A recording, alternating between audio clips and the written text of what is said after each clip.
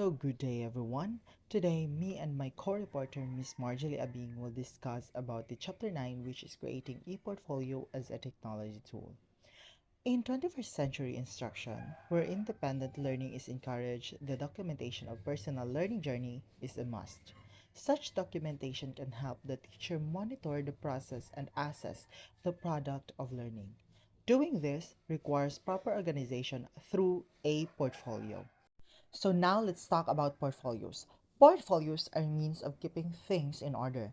It's a collection of students' work that exhibits students' effort, progress, achievements, and competencies gained during the course. It can look like an album or scrapbook or a filter where the document and evidences are kept. Nowadays, online portfolios are used in creating sites. This is called e-portfolio or digital portfolio.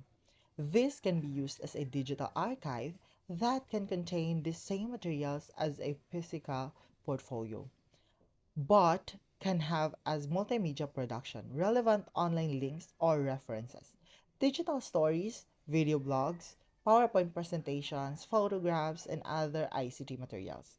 The e-portfolio can be private or can be published and share publicity to stakeholders like parents and friends. So there are three roles of e-portfolios. First is students' e-portfolio can evaluate students' academic progress. They can inform the teacher to adapt and use instructional strategies when pieces of evidence indicated that they are learning or not. The construction of e-portfolio starts from the beginning and should be an ongoing process. They should not be reviewed only at the end of the term, but navigated around and provide feedback to let the students know how they are doing. Second is monitoring students' progress can be highlighted in an e-portfolio. It may not only contain finished products but also several versions on how the students improve their work based on the feedback provided by mentors. Portfolios can actually determine whether the students have transferred what they have learned in new projects or other domains. And the third is portfolios documents students' learning growth. They actually encourage the students' sense of accountability for their own learning process. This may lead them to see that the learning process is theirs and not anybody else's. This can make learners reflect from where they have begun to how far they have developed. When they make decisions on what or what not include, they get engaged in the process of creating their own voice in their portfolios. So now let's proceed to creating an online portfolio using a site.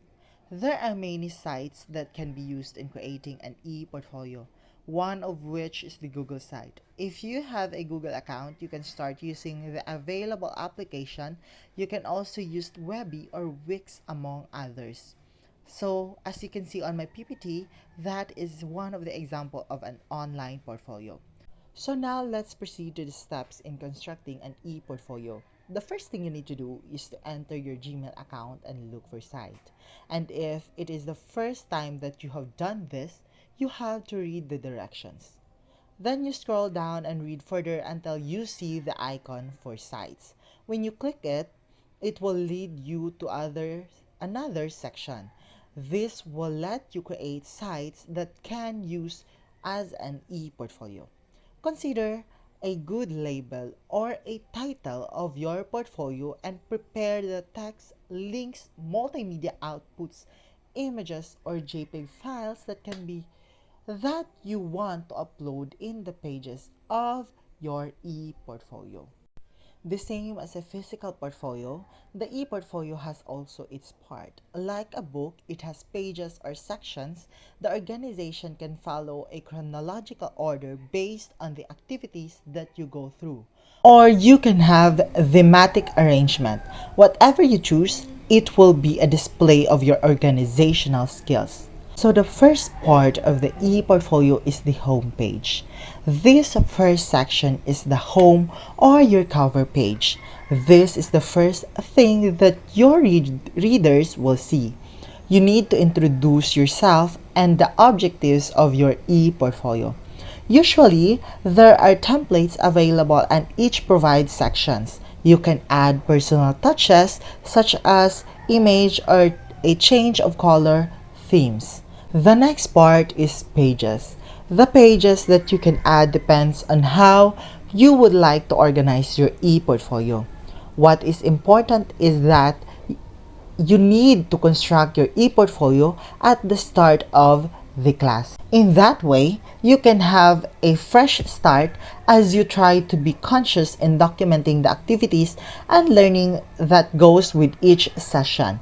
When adding pages, click the icon and decide whether it will be parallel to your home page or it will be under it.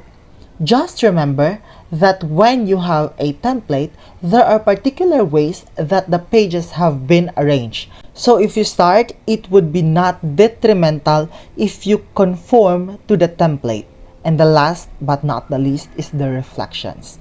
A major element in a portfolio, whether it is online or not, it is the writing of reflection. It is thinking aloud, a way of documenting what they are thinking, how students are processing the input and the application of what they have learned into an activity or a project that needs to be captured. With the pencil and paper test, the chance to get a piece of their insight or realization may be nil or null unless the teacher requires them to do so. However, the portfolio, they can show the process of their work. This can be easily monitored. So there are 6 stages of Gibbs reflective cycle. So first is its description. This initial phase in writing a reflection is very simple since you just need to describe the activity or the experience to the reader. You can write a little about the background on what you are reflecting about by including relevant and to the point details. So the next one is feelings. Learners are involved in learning in an activity or perhaps a lesson can trigger certain feelings. So at this point, you can consider and think about how you feel at the time when you were doing the activity or having the experience. You need to discuss your emotions honestly about the experience, but not to forget that this is part of an academic discourse. The next one is evaluation. When evaluating, discuss how well you think the activity went. Recall how you reacted to the task or situation and how others reacted. Was the experience a pleasant one or otherwise? This is also a possible part where you can incorporate related readings of other authors' principles or theories. And then, the next one is analysis. This part of the write-up includes your analysis of what worked well and what have facilitated it or what may have hindered it. You can also discuss related literature that may have both about your experience. Then, conclusion. Now you can write what you have learned from the experience or what you could have done. Or if your experience is a good one, you can probably discuss how it can be endured or how you will further enhance a positive outcome. On the other hand, if the experience is frustrating, eliciting other negative feelings, perhaps you can discuss how those can be avoided in happening as this leads to the next step or the action plan. Then, let's proceed to the next step, which is the action plan. At the end of your reflection, you write what action you need to take so that you will improve the next time, such as consult an expert for some advice or read a book that will provide answers to your queries. You make plans on how you can address what went wrong so that you can take the right steps to succeed in achieving the task. If you did well and feel good about it, then you can plan out how you can further enhance a good work. When showing examples of your work, you can upload Word file, Excel data, pictures, JPEG or PDF files, PowerPoint presentations, among others. But a brief description explains the reason why the file is uploaded has to be written. This will guide the readers as you also reflect on how relevant or significant the materials is to you. Then, let's proceed to the administrating the ePortfolio. Before publishing your ePortfolio for the world to see your work, you can control who can see your work. The icon for sharing the site can be managed by entering the email address of the person with whom you want to share it.